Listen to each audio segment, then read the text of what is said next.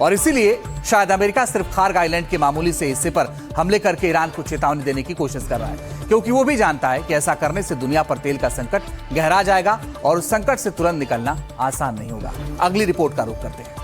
America, Israel और Iran के बीच की जंग अब स्ट्रेट ऑफ हॉर्मुज के इर्द गिर्द घूम रही है। स्ट्रेट ऑफ हॉर्मुज वो रास्ता जिस पर ईरान का दबदबा दिखता है।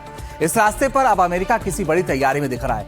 अमेरिका यहां मरीन सैनिक भेज रहा है, यूएसएस त्रिपोली भेज रहा है, लेकिन क्या इस रणनीति से वो स्ट्रेट ऑफ हॉर्मुज में ईरान को झुका पाएगा?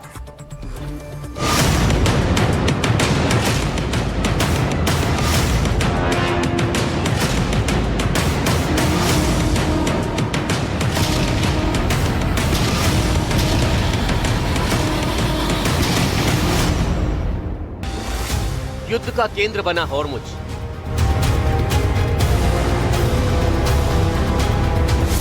हॉर्मुज में तनाव अभी भी बरकरार। ईरान की ओर बढ़ता यूएसएस त्रिपोली।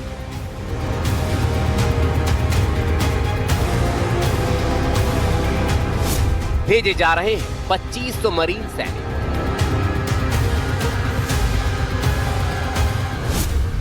बड़ी जंग की बड़ी तैयारी में अमेरिका।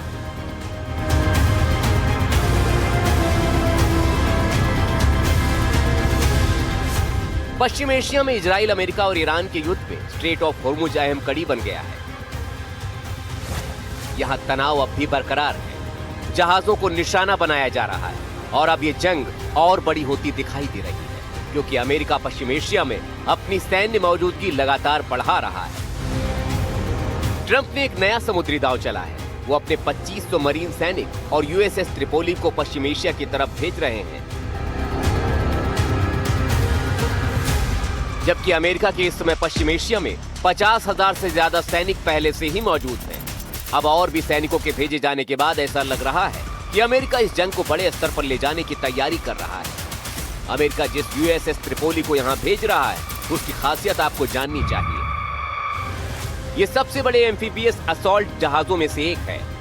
एयरक्राफ्ट कैरियर जितना आकार है, दर्जनों हेलीकॉप्टर, लड़ाकू जेट्स ले जाने की क्षमता है, करीब 2000 मरीन सैनिकों को ले जाने की क्षमता है। तट के बेहद करीब जाने के लिए खास तौर पर बनाया गया है। अमेरिकी नौसेना के 12 जहाज अरब सागर में पहले से ही तैनात थे। इनमें विमान वाहक पोत, यूएसएस अब्राहम लिंकन और 8 डिस्ट्रॉयर वॉरशिप शामिल हैं। अगर यूएसएस त्रिपोली भी इस बेड़े में शामिल हो गया तो इस इलाके में ये दूसरा बड़ा अमेरिकी वॉरशिप होगा।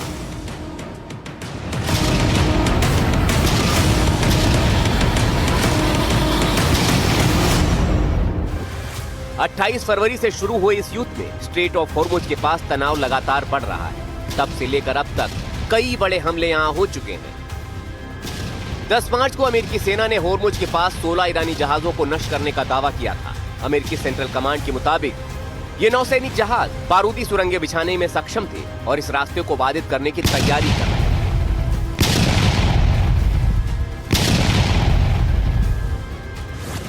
स्ट्रेट ऑफ हॉर्मुज में थाईलैंड के कार्गो जहाज मयूरी नारी पर ईरानी सेना IRGC ने हमला किया था। 12 मार्च 2026 को स्ट्रेट ऑफ हॉर्मुज के पास इराक के तेल टैंकर सेफ विष्णु को ईरानी सेना ने निशाना बनाया था। इस जहाज पर ईरान की सेना ने C2C मिसाइलों और सुसाइड ड्रोन से हमला किया था। हमले के बाद जहाज पर भीषण आग लग गई।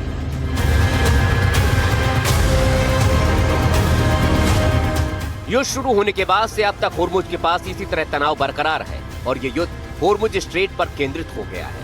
हॉर्मुज पर ईरान की पकड़ क्यों अच्छी है, इस बारे में भी आपको फिर से बता देते हैं। स्ट्रेट ऑफ हॉर्मुज की कुल चौड़ाई महज 21 मील है।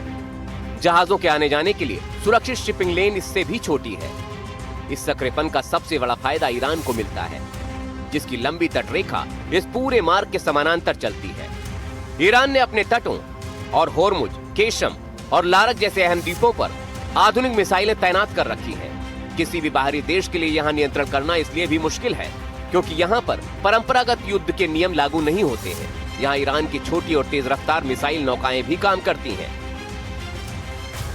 अब ऐसे में अमेरिका ईरान से निपटने के लिए क्या रणनीति अपनाएगा? अमेरिका यहाँ अपने मरीन सैनिकों के साथ साथ यूएसएस त्रिपोली को भी लेकर आगे बढ़ रहा है, तो क्या वो इस कदम से ईरान को हरा पाएगा? क्या अमेरिका इस इलाके में किसी बड़ी जंग की तैयारी में है और कैसे अमेरिका होर्मुज में ईरान के दबदबे को कम कर पाएगा, ये आने वाले दिनों में ही पता चल पाएगा, जो कि फिलहाल कहीं नजर नहीं आ रहा है। Bureau report, NDTV India.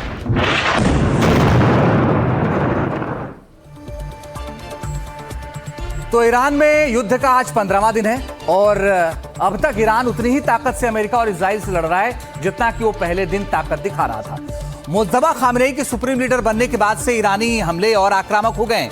Mujtaba से लेकर तमाम नेता अंडरग्राउंड हैं और अमेरिका के लिए सिरदर्द बने हुए हैं। ऐसे में अमेरिका ने अब ईरान के शीर्ष नेता और मोर्चा संभाल रहे कुल 10 लोगों पर $1 करोड़ यानी 92 लाख रुपए से ज्यादा का इनाम घोषित कर दिया है। साफ कह दिया है कि पता बताओ इनाम पाओ।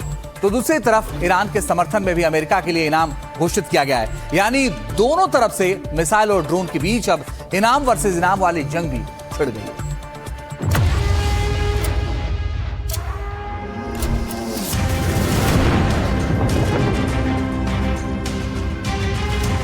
चौदह दिन बाद भी युद्ध वाला कोहराम मचा हुआ है। न ईरान झुकने को तैयार और न ही ट्रंप पीछे हटने को तैयार। अमेरिका की लाख कोशिशों के बावजूद वो ईरान पर कब्जा नहीं कर पा रहा है। ईरान के लीडर्स ने अमेरिका और इजराइल के खिलाफ सुरक्षा चक्र से लेकर आक्रमण का ऐसा जाल बिछाया है जिसे भेद कर ट्रंप की सेना मुज्तबा खामेनेई और IRGC के कमांडर्स तक नहीं पहुंच पा रही। ऊपर से खामेनेई इस बैग के नाम से वो अमेरिका को चेतावनी भी दे रहे हैं। ऐसे हालात में अमेरिका ने इनाम वाला माइंड गेम चला है। अमेरिका ने सुप्रीम लीडर मुज्तबा खामेनेई और IRGC के टॉप कमांडर सहित ईरान के कुल 10 अहम शख्सियतों के लिए $1 करोड़ यानी करीब 92.5 करोड़ रुपए का इनाम घोषित किया है। ये वो पोस्टर है जिसमें अमेरिका को परेशान करने वाले 10 ईरानी चेहरे हैं। इनमें पहला चेहरा मुज्तबा खामेनेई का है, जिनके होने का मतलब है ईरान में सत्ता का नियंत्रित रहना, जिनके होने का मतलब है कि अमेरिका की ईरान में सत्ता पलट की कोशिश का विफल हो जाना। उन्हें पकड़कर या मारकर ही अमेरिका ईरान में आगे कोई दावा कर सकता है, क्योंकि उनकी ताजपोशी के बाद से ईरान और ज्यादा एकजुट नजर आ रहा है। दूसरे बड़े नेता हैं अली असगर हिजाजी। ये सुप्रीम लीडर ऑफिस में डिप्टी चीफ ऑफ स्टाफ हैं, जिन्हें मुज्तबा खामेनेई की एक एक जानकारी रहती है। मुज्तबा की सुरक्षा में कौन है, उन्हें कहाँ रखा गया है, ये सब कुछ अली असगर को पता होता है। उसके बाद ईरान के रक्षा काउंसिल के सेक्रेटरी और मुज्तबा खामेनेई के सलाहकार हैं, जिनके पकड़े जाने का मतलब है मुज्तबा से लेकर रक्षा से जुड़ी अहम जानकारियां हासिल कर लेना। उनके बाद इनाम के दायरे में सुप्रीम लीडर ऑफिस में सैन्य सलाहकार मेजर जनरल यहिया रहीम सफ़ी और मिलिट्री ऑफिस के चीफ हैं, जिनके पकड़े जाने का मतलब है ईरान के सैन्य कमांड के अहम चक्रव्यूह को भेद लेना।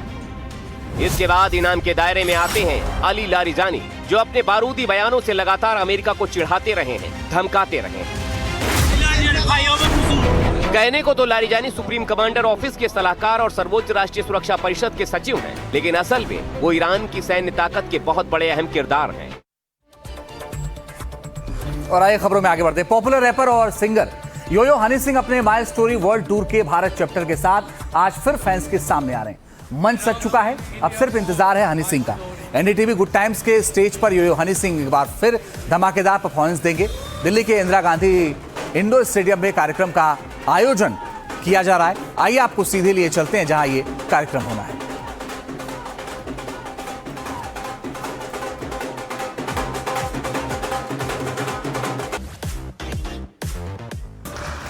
और हमारे सहयोगी मलिका मल्होत्रा ने बात की वहां मौजूद कुछ फैंस से।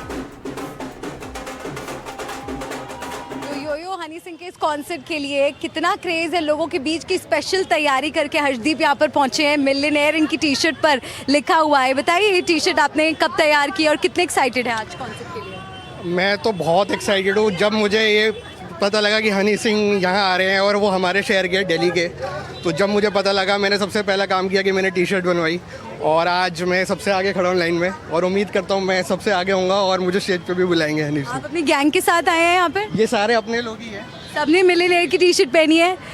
ओह वाह लवली। तो मिलियनेयर हो जाए एक आधी लाइन भी तुसी गा सकते हो? मैं उनके लिए एक वो गा सकता हूँ, क्या कहते हैं, lungi dance. So all the Rajni fans don't miss the chance, lungi dance lungi dance lungi dance lungi dance lungi dance lungi dance lungi dance and Yo Yo Honey Singh. आप क्या कहना चाहिए, कितना एक्साइटेड है आज कॉन्सर्ट? हनी सिंह के लिए तो हमेशा लास्ट कॉन्सर्ट भी अटेंड किया था इनका, आज भी कर रहा हूँ, तो ऑलवेज एक्साइटमेंट है। ओजी हैं हमारा, तो बचपन है वो एक तरह से बस।